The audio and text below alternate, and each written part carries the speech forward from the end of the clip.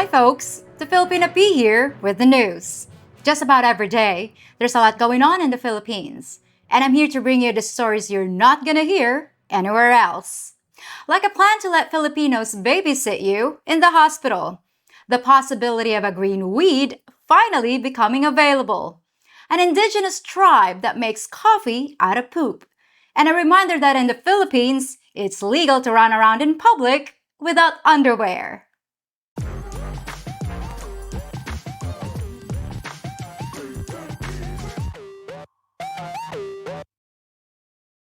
Now, the subject of our first story involves something that touches our lives almost every single day. Poop. In this case, animal poop. And the people who turn it into some of the most expensive coffee the world has ever known. In a remote tribal village in the mountains of Mindanao, there lives a group of people who search the forest floor for the feces of a small cat-like creature called a civet. They take the poo and turn it into a coffee that brings as much as $80 a cup. So how is that possible? Well, the civet likes to eat the wild coffee beans that grow on the mountain, and once inside the digestive tract, the enzymes and acids in its stomach give the beans their distinctive flavor and aroma. The tribesmen used to catch and eat the civets, but once they realized they were literally pooping gold, they began protecting the creature, and its numbers increased.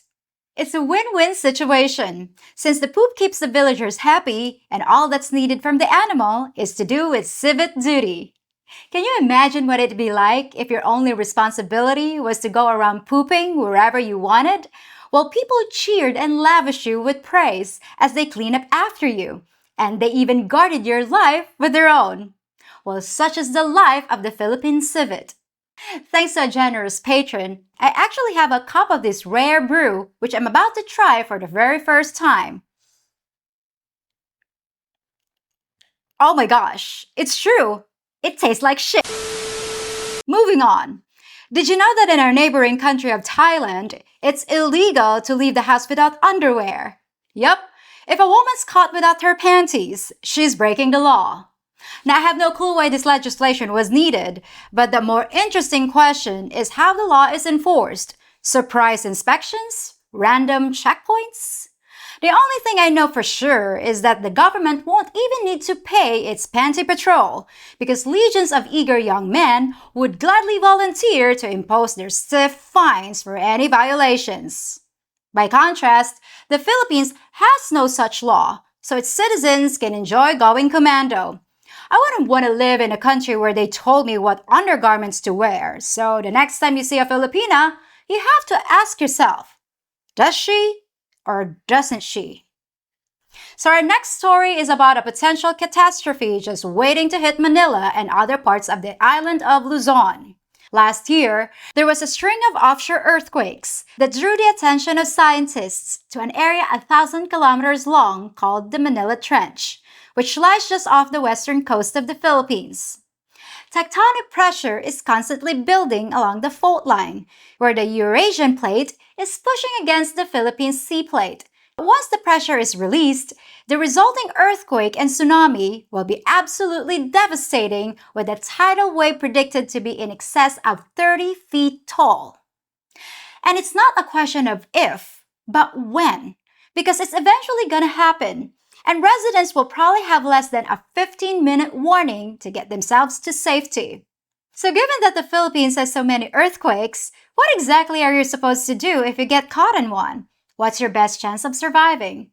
Well, apparently, you're supposed to do different things depending on where you are. If you're indoors, you should find a sturdy piece of furniture and get underneath it. Drop to the floor, put your head between your knees, and kiss your ass goodbye. Now, where have I heard that before? But if you're outside, you're supposed to get to a clearing where there's no trees and nothing overhead, and lay on the ground. Now, I like that advice much better. Who wants to get trapped in the rubble of a collapsed building? That's what the experts say, and now you know. And now, a story that could mean big bucks for Filipinos working in their own country. Thanks to a U.S. corporation called Worldwide Health Staff, Filipinos will soon be keeping your company while you're in the hospital. Using laptops and cameras, virtual sitters can provide 24/7 coverage, and it's estimated that one Filipino can monitor up to 15 patients simultaneously. It's currently unknown how a Filipino can handle that many monitors, while still managing to watch TikTok videos and singing karaoke with friends. But hopefully, the bugs can be worked out without too much loss of life. Initial testing of the program is very encouraging, but the long-term effects of being stared at 24 hours a day by a Filipino are as yet unknown. Our next story starts with a question. What's long, hard, and full of semen? Well, up until now, it's something that Filipinos didn't have much of. But thanks to a new initiative by the military, the country is about to purchase its very first submarines. The Philippines has initiated a modernization plan that calls for increased defense spending, and one of the critical items on the wish list is a pair of diesel-electric submarines to patrol contested waters. Around $30 billion will be spent over the next 15 years in an attempt to project military power in the nearby oceans. And as everyone knows, Filipinos don't have a lot of experience beneath the waves. So let's hope the subs come with a user's manual that reminds our sailors to keep the windows closed. And now for something truly amazing. A team of Filipino scientists has actually discovered a way to make transparent aluminum. Transparent aluminum? Researchers from Ateneo de Manila University made this cost-effective breakthrough, which has so many applications that it's hard to list them all. It can be used as a scratch-resistant coating for smartphones and tablets, more transparent and durable windshields, flexible electronics, bulletproof glass, and even spacecraft shielding. When asked what motivated the researchers to spend their entire adult lives on the project, the answer was swift and predictable. You would be rich beyond the dreams of avarice. And here's a story that will shock absolutely no one. According to a Gallup survey of 150 countries, the Philippines ranks number 1 in the world when it comes to showing our emotions. Subjects were asked a series of questions about whether they had experienced any strong emotions in the last 24 hours, whether sadness and despair or satisfaction and joy. Not surprising to anyone who spent time around Filipinos, we don't seem to make controlling our feelings much of a priority, so we easily landed first place. What is surprising is the country that came in last place, the least emotional people on the planet. Now you might think it was the Russians or the Ukrainians, and you'd be darn close because they were both in the bottom 5. But the title of being emotionless went to our next door neighbors in Singapore. I have no idea what accounts for such a vast difference in two nations that are so close to each other on the map. But it is what it is. If you want a hot-blooded woman, get yourself a Filipina. And for those of you who do decide to date one of us, there's a company called Waimu that now offers international background checks to screen potential scammers. And I have no idea whether or not they can actually do what they say, but here's what it says in their website. The risk of romance scams and marriage fraud in the Philippines ranks among the highest in the world. Many Filipinas seek marriage for immigration purposes, a better life, or purely for financial gain. Others have no intention of leaving the country and conduct dating scams for a living. How do you know the person you're talking to is who she claims to be? We can help. Now, I don't know how they can find out very much about the average Filipina who has no credit history, no bank account, and possibly no address or even an ID. But if they can, it might be a great tool to protect yourself. If anyone has ever used this company or one like it, feel free to give us a review in the comment section. The subject of our next story is something a lot of you folks ask me about before visiting the Philippines. You want to know whether or not it's legal to enjoy a certain recreational plant. Now, it's kind of ridiculous that I can't even say the name of what I'm talking about. But if I do, they might demonetize my video. So I'm just gonna call it a cannabis.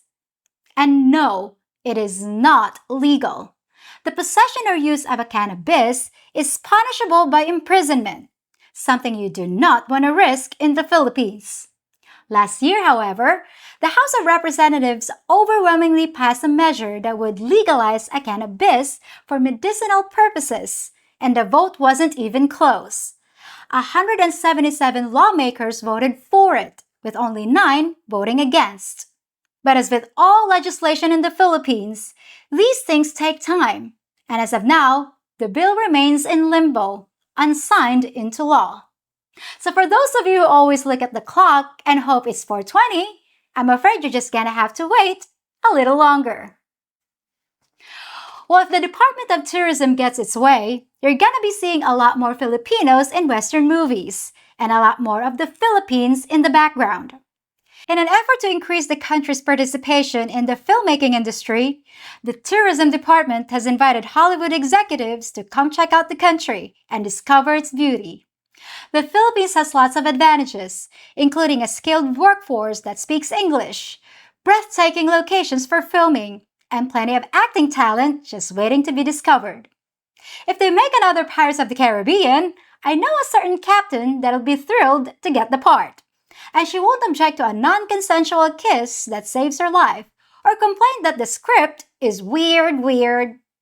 So if there are any Hollywood execs that happen to be watching this, I'm your girl. Well, that's all the news for this episode, but I'll be back next Friday with a whole lot more. The Earth keeps turning, and I'll be here to tell you all about it. Till next time, folks. If you've got just a minute, I'd like to warn you about a continuing scam that I just don't know how to handle.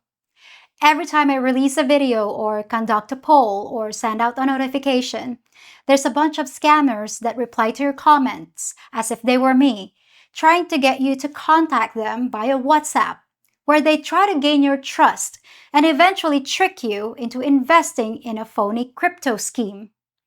If someone claiming to be me gives you a phone number, you can guarantee it's a fake. I don't even have a WhatsApp account, and I would never give out my number. If you're contacted by one of these scammers, please report their account because that's the only way we're gonna get rid of them. Thanks for your time, and I'll see you next week. Unless you want to chat with me every day, in which case you can join my Patreon page, where I talk to members in the chat rooms all week long, and I offer free advice about anything you need. See you there! If you think about it, I'm kind of like your stewardess, making sure you stay in an upright position during the video and guiding you to the exits. The exits of all your worries about life in the Philippines. The captain has asked that you give a thumbs up on this video, subscribe to my channel, and hit the notification bell so you're on time for your next departure. If you really want to be the wind beneath my wings, check out my Patreon page for extra content and exclusive videos and features. For your entertainment, we also have a selection of other in-flight movies for you to enjoy. In the case of an emergency landing, place your head between your knees and kiss your ass goodbye. Have a nice flight!